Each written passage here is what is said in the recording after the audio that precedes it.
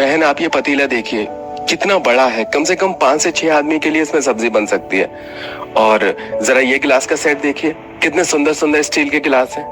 अरे नहीं भाई साहब, स्टील के बर्तन मत दिखाइए, मेरे घर में तो काफी स्टील के बर्तन हैं। तो आप फिर ये जीरा ले लीजिए, देखिए।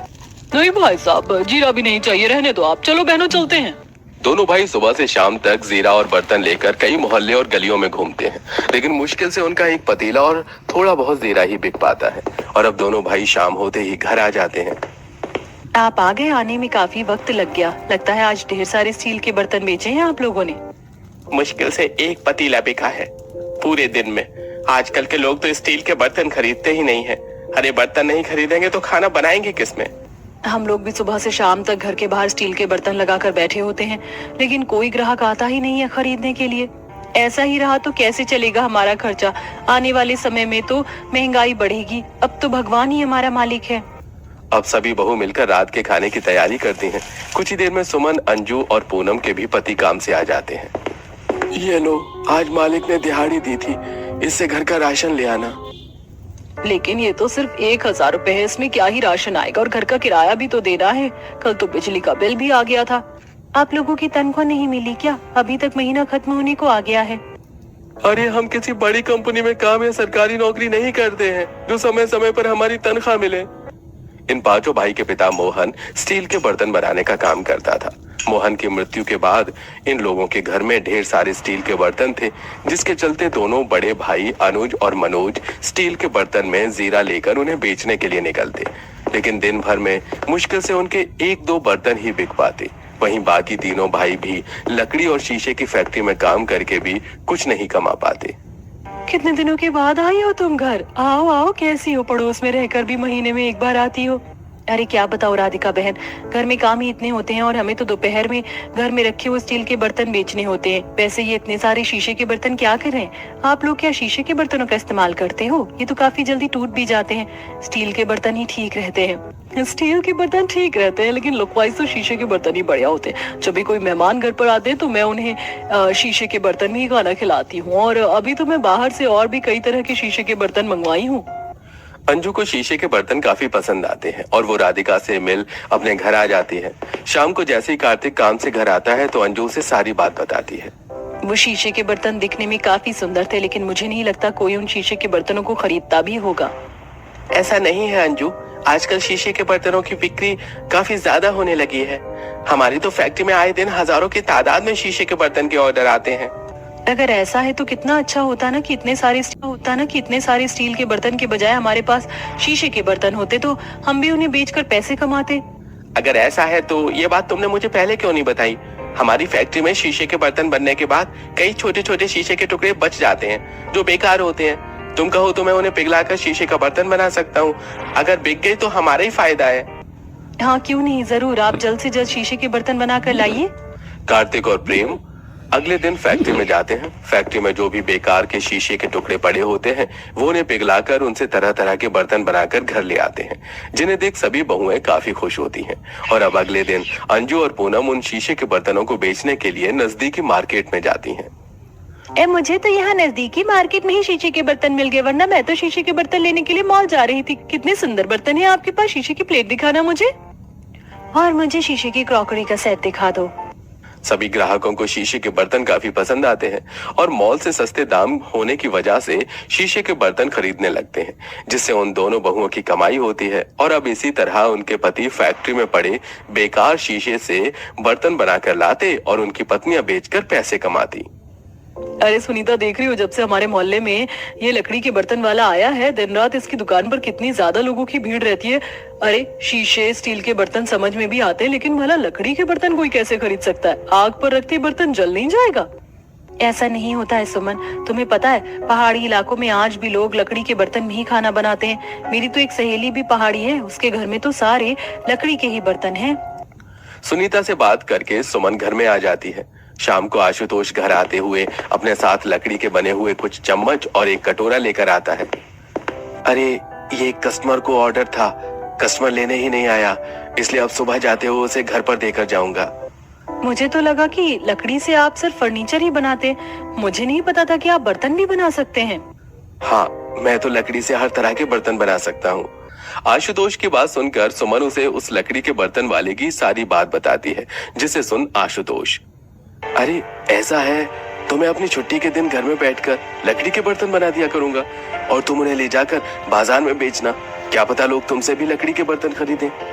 आशुतोष ऐसा ही करता है और छुट्टी के दिन लकड़ी के बर्तन बनाकर सुमन को देता है और अगले दिन सुमन लकड़ी के बर्तनों को लेकर बाजार जाती है। इन लकड़ी के बर्तनों को देखकर तो मुझे अपने गांव की याद आ गई। मेरी दादी माँ भी ऐसे ही लकड़ी के बर्तनों में खाना बनाती थी। लकड़ी के सुंदर सुंदर बर्तन देख कई ग्राहक उससे लकड़ी के बर्तन खरीदने लगते हैं।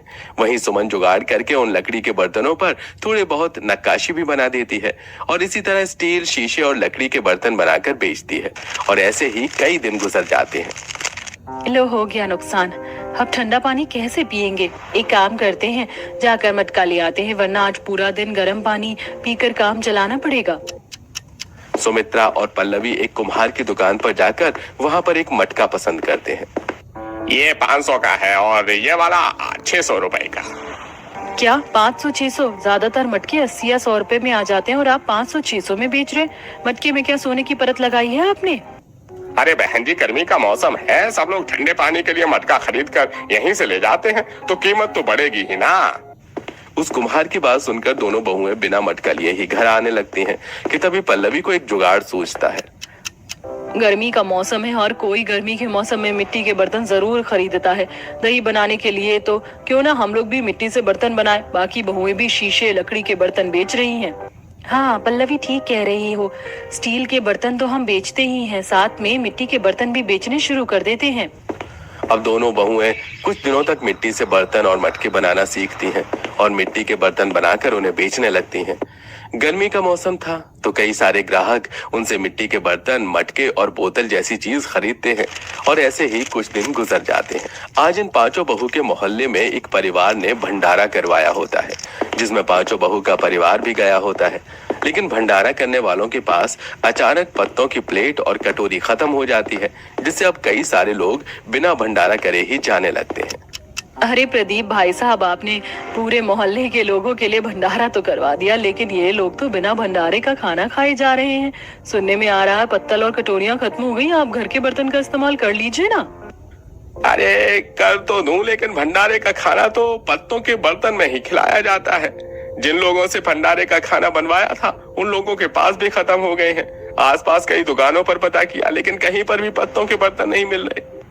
पांचों बहू हमेशा देखा करती थी कि जब भी कोई भंडारा, पूजा या धार्मिक उत्सव होता था, उसमें लोग खाना खिलाने के लिए पत्तों के बर्तन का इस्तेमाल करते थे। लेकिन शहर में रहने की वजह से अब कोई भी पत्ते के बर्तन नहीं बनाता था, जिससे जो लोग उत्सव भंडारा करवाते थे उन्हें काफी परेशानी होती थी, जिसको देख के पूनम को भी अब एक जुगाड़ सूझता है। मैं सोच रही हूँ कि क्यों ना हम अब पत्तों के बर्तन बनाएं। वैसे भी हम सब लकड़ी, स्टील, मिट्टी और शीशे के बर्तन तो बेचते हैं, इसलिए अब हम पत्तों की भी बर्तन बनाकर उन्हें बेच सकते हैं। हमें तो पता ही नहीं है कि पत्ते के बर्तन बनते कैसे हैं। चलो, हमने बना भी लिए तो क्या कोई हमसे खरीदेगा? अरे उत्सव भंडारे में लोग पत्तलों के बर्तन में ही तो खाना खाते हैं। हम पत्तलों के बर्तन बनाएंगे और जो लोग भंडारा करते हैं उन्हें ले जाकर बेच देंगे।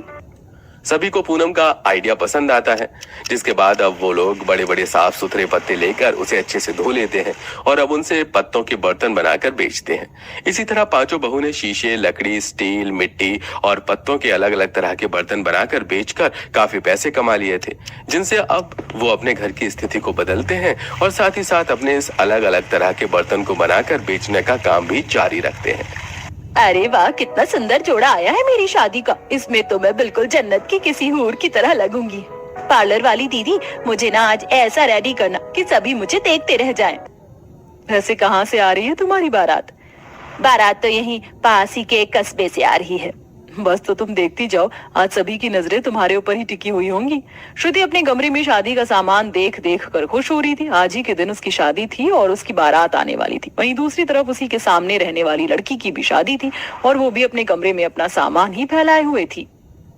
मेरी शादी की ड्रेस के साथ मुझे लगता है कि ये नेकलेस अच्छा लगेगा। वैसे मानना पड़ेगा मेरी सास को, अंदाजा तो है कि उनकी बहू को क्या पसंद आ सकता है और क्या नहीं। सुनिए, आप प्रोफेशनल है, मुझे ऐसा मेकअप लुक चाहिए जो ग्लैम हो, ड्री ग्लो हो और एकदम celebrities makeup look. Alia Bhatt को भी आपने ही तैयार किया था ना, मुझे भी वैसा ही कर दो।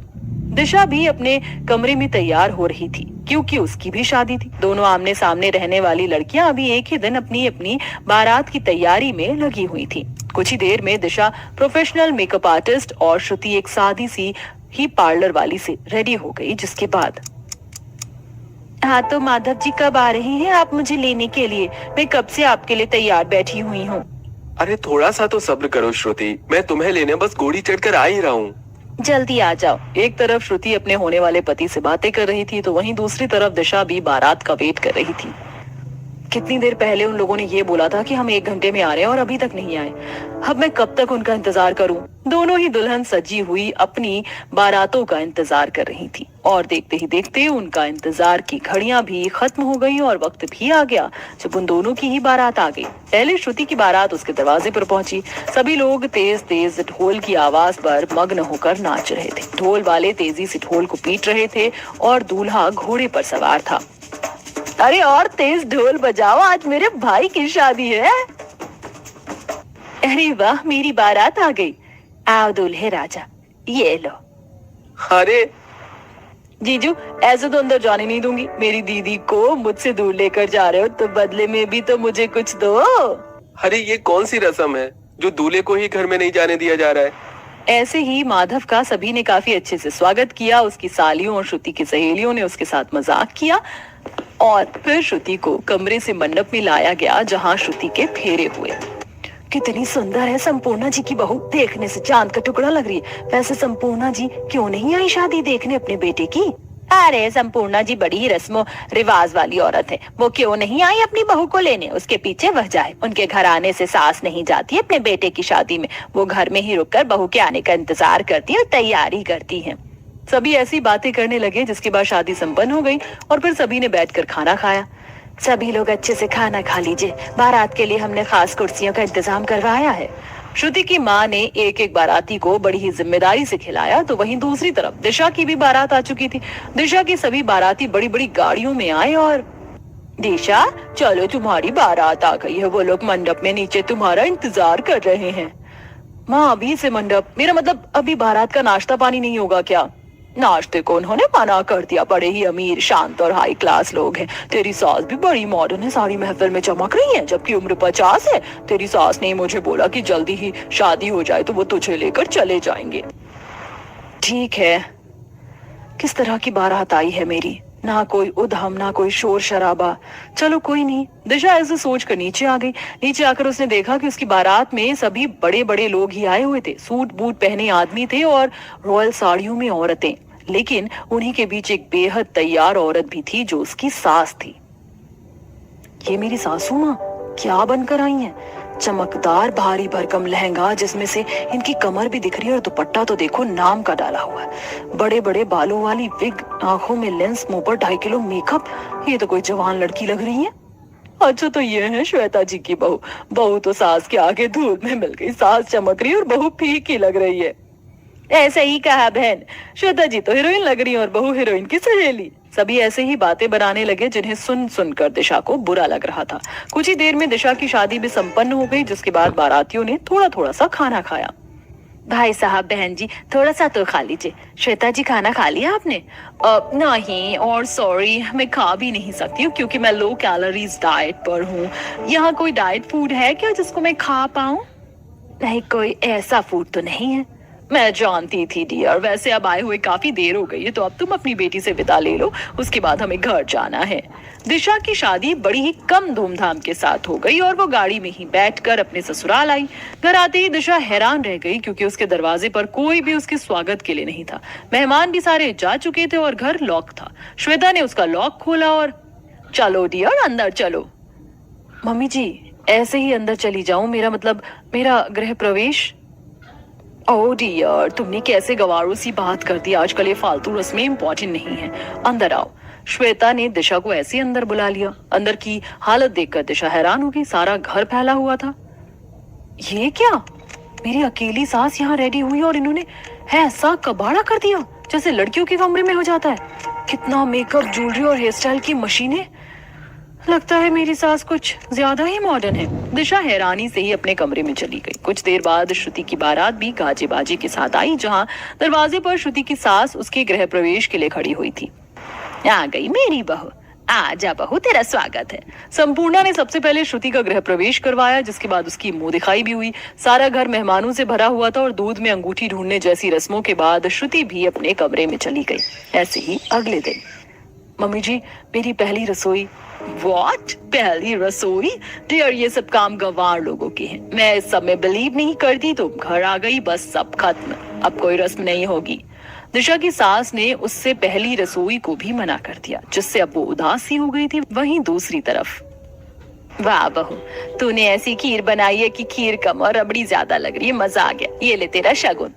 श्रुति की सभी रस्में बड़े ही अच्छी से हो रही थी। ऐसे ही चलते चलते लगभग एक हफ्ता बीत गया और आज के दिन श्रुति छत पर कपड़े फैलाने चढ़ी हुई थी कि तभी अपनी छत पर दिशा भी आ गई। उन दोनों की ही ससुराल की छत मिली हुई, जिसकी वजह से वो दोनों एक दूसरे को देखकर हैरान हो गई।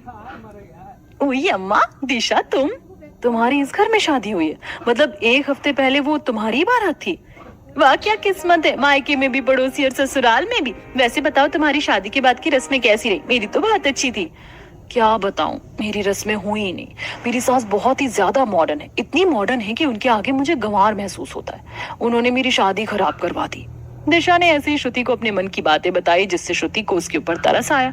जब दिशा नीचे गई तो उससे श्वेता बोली, डियर, तुम उस गंवार फैमिली की बहू से क्यों बातें कर रही थी? वो लोग तो गंवार ही हैं। एनीवेज, तुम छोटी सोच जैसी बातें मत करो।